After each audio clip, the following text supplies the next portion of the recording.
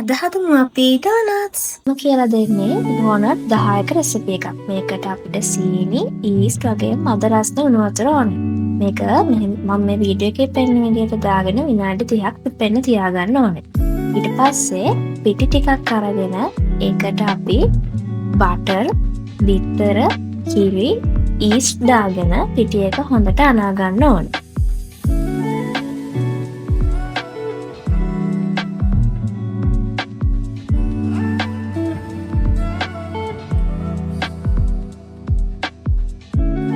අද රසායන ලුණු දාගන්නත් පුළුවන්. හොඳට මික්ස් කරගෙන ඩෝ එක අතේ තෙල් ටිකක් ගාගෙන වතුර චුට්ටු චුට්ටු එකතු කරගෙන ඩෝ එක හොඳට අතේ නොඇලෙන ගානට අනා ගන්න. ඊට පස්සේ මම ඩෝ එක පැයක් පිපෙන්න තියනවා.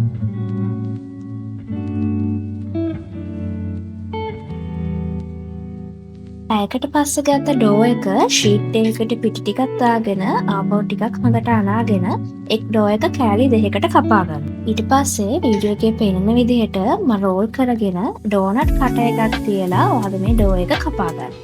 ඊට පස්සේ ඒකත් මම පිටි ටිකක් ගාලා ආපහු විනාඩි 30ක් විතර පිපෙන්න තියනවා.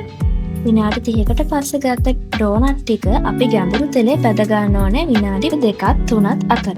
මන් පාට වෙනකන් ඩෝනට් එක බැදගත්තාම ඇති. මේ විදිහට දිය කරගත්ත චොකලට් ටිකේ ඩෝනට් එක ඩිප් කරලා චොකලට් එක ටිකක් හයි වෙන්න ෆ්‍රිජ් එකේ දාලා තියාගන්න. ඉතින් මේ වගේ රස්ම රස ඩෝනට් try කරන්න ඔයාලට පුළුවන් මගේ page එකට ගිහිල්ලා order එකක් දාන්න. And I'll see you guys. Bye.